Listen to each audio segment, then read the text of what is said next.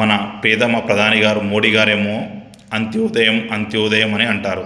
అంత్యోదయం అంటే ఏడ ఆగిపోయింది? పెన్షన్ల కాడ, డబుల్ బెడ్రూమ్ల కాడ, దీనిల కాడ కాదండి. అంత్యోదయం అంటే మాకు రాజకీయంగా ఎదగాలి. చూడండి, మా పాలమూరులో అంత్యోదయం, రాజకీయ అంత్యోదయం లేదు. రాజకీయంగా అంత్యోదయం వస్తే అన్నీ వస్తాయి. కానీ వీళ్ళు మాత్రం 5% వాళ్ళు మాత్రం అన్నీ వాళ్ళే. ఎంపీ వారే, పార్లమెంట్ ఇన్ఛార్జ్ వాళ్ళే, నేషనల్ కౌన్సిల్ మెంబర్ వారే, పాలమూరు అధ్యక్షులు వారే, టౌన్ ప్రెసిడెంట్లు వాళ్ళే, మహిళా మోర్చా వారే, ప్రధాన కార్యదర్శులు వాళ్ళే, కన్వీనర్లు వాళ్ళే, కో కన్వీనర్ వాళ్ళే, ఎమ్మెల్సీలు వాళ్ళే, ఇంకా ఎప్పుడు పోతే ప్రధాన కార్యదర్శులు వాళ్ళే, అంతా మొన్న జరిగిన ఎలక్షన్లకు మెయిన్ వాళ్ళే, కమిటీ వాళ్ళే, డిసైడ్ చేసేది వాళ్ళే, టికెట్లు ఇచ్చేది వాళ్ళే, అన్నీ చేసేవాళ్ళే. ఇంకా బీసీలకు ఎప్పుడు బీజేపీలో ఎప్పుడు బీసీలకు మంచి స్థానం దొరుకుతుంది? బీసీలు ఎదగొద్దా? రాజకీయం ఎదగొద్దా?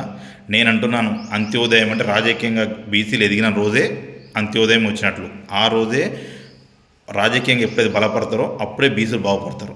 56% మంది అండి, మనం 56% మందికి కేర్ చేయకుండా 5% వాళ్ళకి ఇన్ని పదవులు ఇస్తే 56% మందికి ఎన్ని పదవులు ఇవ్వాలి? బీసీలు అలా జాగో అర్థం చేసుకోండి. ఎన్ని రోజులు మీరు ఇట్లే ఓట్లు వేసి మిషన్ లాగా ఉంటారు? ఎప్పుడు ఓట్లు వేస్తూనే ఉంటారా? మీరు ఎదగరా? మీరు రాజకీయంగా ఎదగరా? ఎప్పుడు వాళ్ళకి భజన పడుతూ ఉంటారా? చెప్తున్నాను, బీసీ ఓటర్లారా మీరంతా జాగృతంగా. 56% అంటే 56% మనం పక్కన వేసుకుంటే సీఎం, పిఎం ఎవ్రీథింగ్ మనం కావచ్చు, అన్నీ బీసీలే కావచ్చు. అర్థం చేసుకో, ఎవరి అవసరం మనకు లేదు. కానీ ఏం చేస్తున్నాం? మనం విడిపోతున్నాం. వాళ్ళ ఇళ్ళ కాడ మనం పోయి ఉండాల్సి వస్తుంది.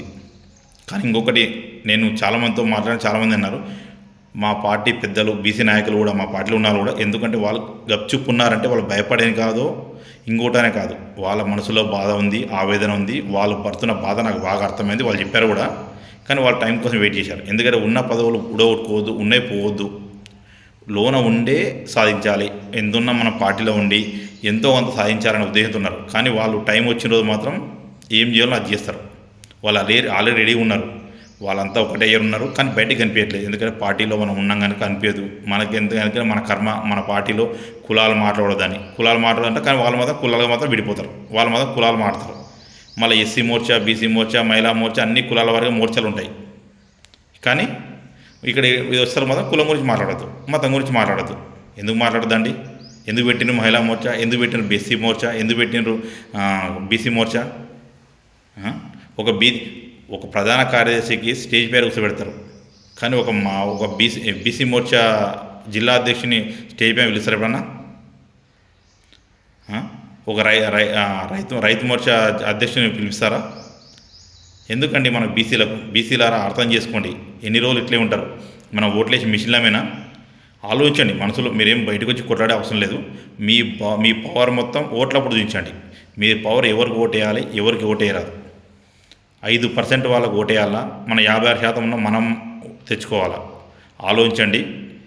ఆలోచించి ఎప్పుడైనా సరే మన ఓటు బీసీలకే వేయడానికి ఆలోచించండి. బీసీగానే ఓటేసిన రోజే, బీసీ రాజ్యాధికారం వచ్చిన రోజే అన్ని రకాలుగా బాగుపడతారు. లేదు అంటే మనం ఇలాగనే ఓట్లేసి మిషన్ లాగుండి ఇంకా వాళ్ళ ఇంట్లో గేట్ కాడ మనం కాపర్ ఉండాల్సింది తప్ప మన గేట్ల కాడ వాళ్ళు వచ్చే పొజిషన్ ఉండదు. దయచేసి అందరూ ఆలోచించండి. బీసీ జాగో, బీసీ జాగో. గట్టిగా జై బీసీ, జై జై బీసీ.